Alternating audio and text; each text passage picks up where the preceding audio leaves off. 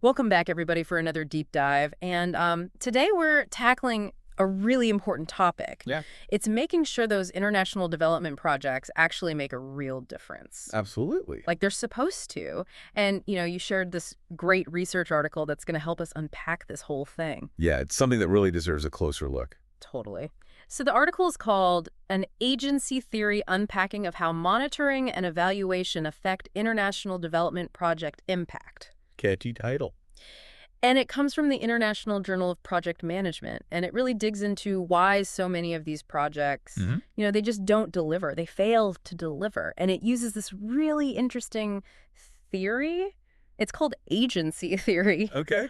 Usually you see it in the business world, but they use it to explain what's going on here. Yeah, that's what I thought was so interesting about this article. Yeah. The authors really focus on that relationship between, the people who fund a project Right. and the people who are actually out there Implementing. doing the work. Yeah, And they're saying that can actually make or break a project. it really can. Yeah.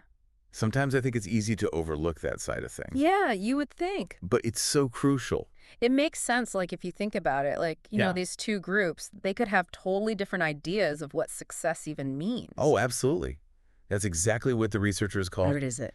goal incongruence. Okay, goal incongruence. So, like, imagine Yeah. someone's hiring a contractor to, like, renovate their house. Mm-hmm. So they're the principal, right? They've got this vision, and the contractor's the agent. They're doing the work. Right. But what if, like, I want a super modern look, Yeah. and my contractor is, like, all about these traditional techniques? Oh, yeah. We're going to end up with something. Not quite right. Yeah, not what anybody really A wanted. mismatch of expectations. Totally. So in development projects, you could have, like, a funder who's all about Yeah. hitting a certain number of beneficiaries. Mm. But the implementer, the person on the ground, they see that it needs to change. Right. They need to adapt to the local context. Yeah, to make a lasting impact. Exactly. And then you've got this other issue, this information asymmetry. Okay. It's like with the contractor, right?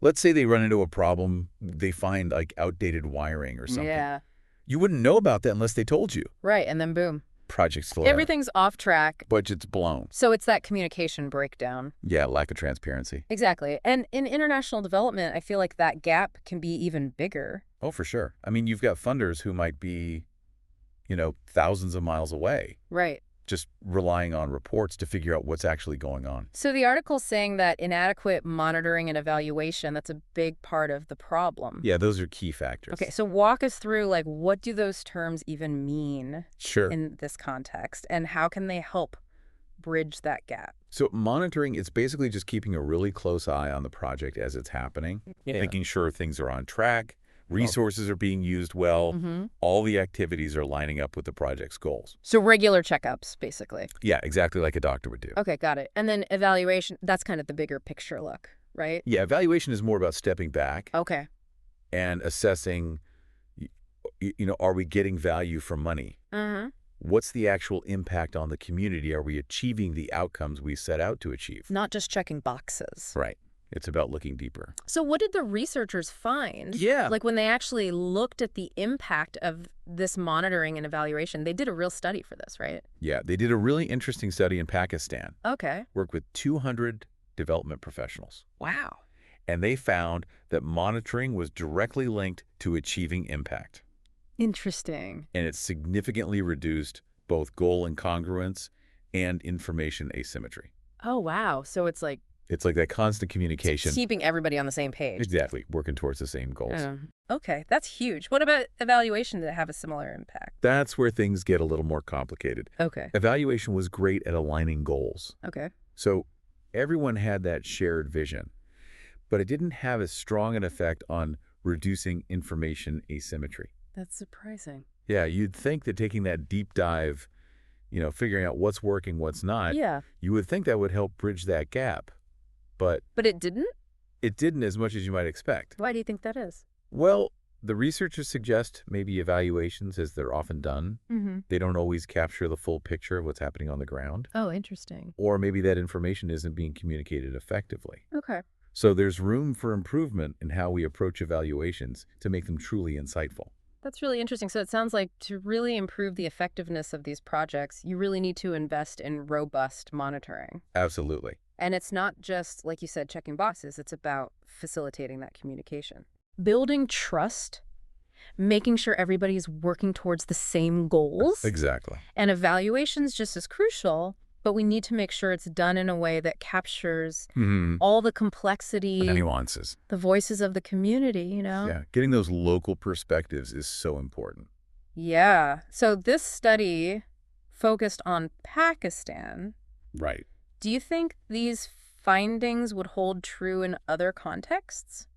That's a great question. Or do you think there are some things that might be different? Yeah, like cultural differences maybe. Yeah. That's a really important point, and it's something we're going to unpack in part 2 of our deep dive. Awesome. So make sure to join us then. We'll get into all those nuances and look at what this research means more broadly. It's going to be good. Can't wait. So one of the things that really struck me about this research is that it's not just about doing monitoring and evaluation. Right. It's about how you do them. It's going to be quality over quantity, right? Not just ticking boxes, but like actually using these tools strategically to make a difference. Exactly. The researchers found that monitoring was most effective when it was used to foster communication and collaboration.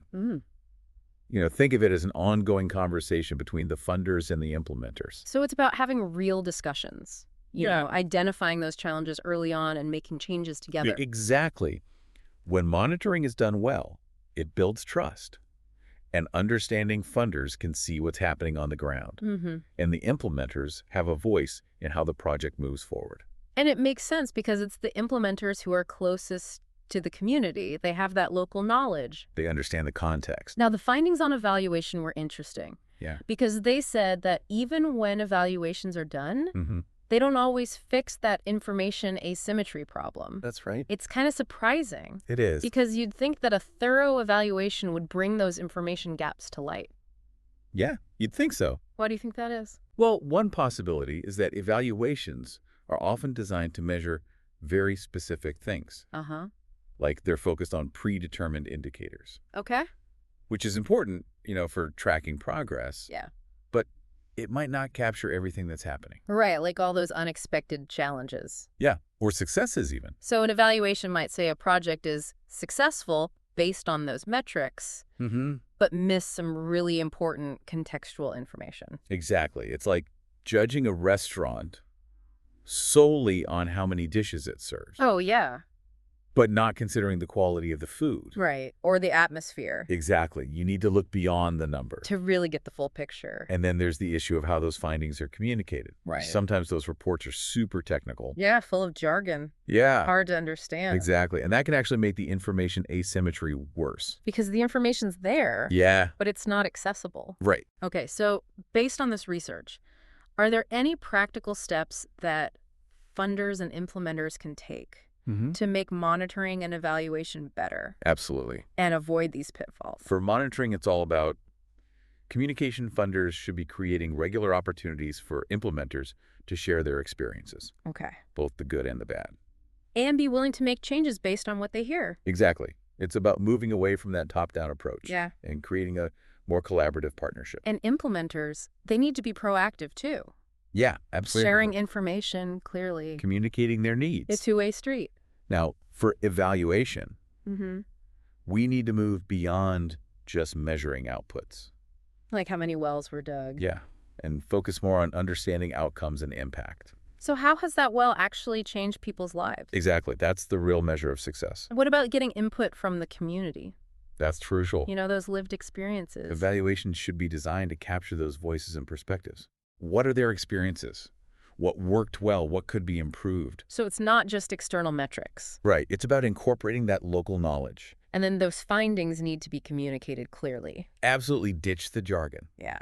Use plain language that everyone can understand. And if possible, create those face-to-face conversations.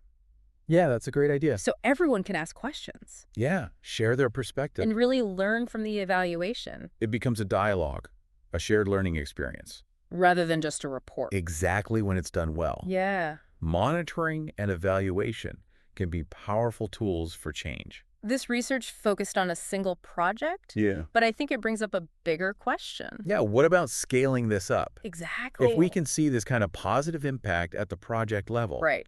how do we apply these principles more broadly to entire programs? So it's not just about accountability, Right? but also learning and continuous improvement. Exactly. Using the data to understand what's working, what's not. Yeah.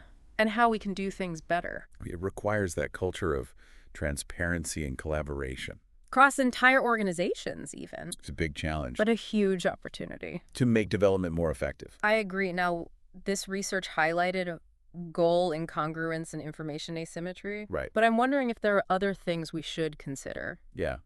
Like power dynamics, Yeah. cultural differences, Mhm. even human error. Absolutely. Those are all Huh. factors that can influence a project's success And those are the questions. that we'll explore in the final part of our deep dive.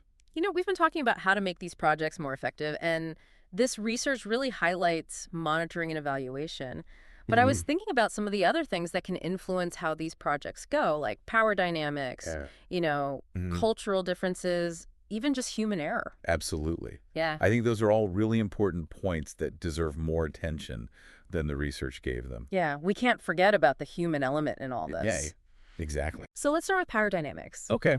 There's often this imbalance, right, between funders and implementers. Yeah. So how do we make sure that monitoring and evaluation don't just reinforce that, Right. but actually help level the playing field? Yeah, I think that's a really critical thing to consider because, traditional approaches to M&E can feel very top-down. Yeah. Funders setting all the rules and implementers feeling pressured to deliver results that fit those metrics. Right, even if they don't reflect what's really happening. Yeah. So how do we shift that dynamic?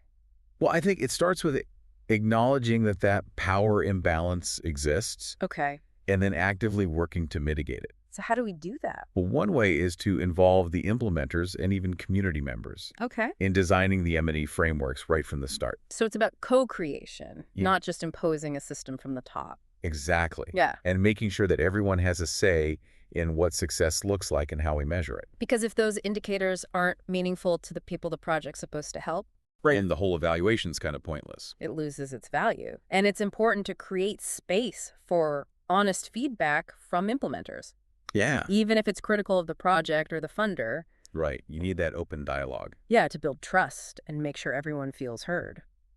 Now, what about cultural differences? Mm-hmm. How can we make sure that M&E is sensitive to those differences? That's another really important point.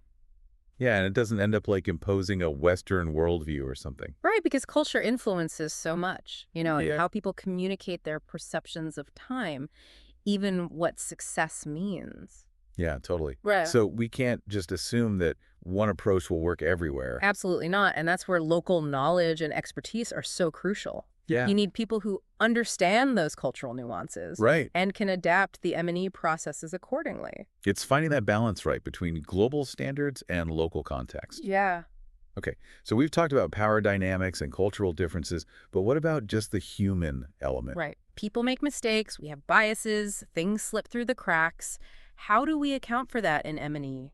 That's the reality of any system, right? Even the Mhm. best designed ones is people who are implementing these processes, and people aren't perfect. So how do we build in safeguards? Well, I think transparency is key. Okay. Making the data, the methodologies public so that others can scrutinize them. So it's like checks and balances. Exactly. Yeah. And you want multiple layers of oversight and accountability, Mm-hmm. so you don't have just one person or organization responsible for the whole process. That makes sense. Yeah. So if one person makes a mistake or has a bias, It doesn't have too much influence. and we need to encourage a culture of learning Absolutely. and continuous improvement. Yeah, where people feel comfortable speaking up if they see something wrong, and we have systems in place to address those mistakes. So creating a culture where it's okay to make mistakes and learn from them. Yeah, exactly. Instead of trying to hide them. This has been a fascinating deep dive. It has. Into the world of international development, we've learned so much about how important monitoring and evaluation are for achieving impact. They're crucial.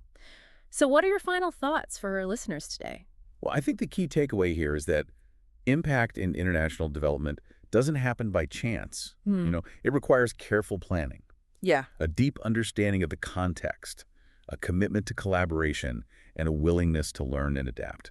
And it's recognizing that monitoring and evaluation aren't just boxes to check. Right. They're powerful tools that can help us make real, meaningful change. Couldn't agree more. Well said. Well, that's a wrap on this deep dive. If you found this episode insightful, be sure to check out the full research article. We'll link to it in the show notes. And join us next time as we explore another fascinating topic from the world of knowledge and ideas.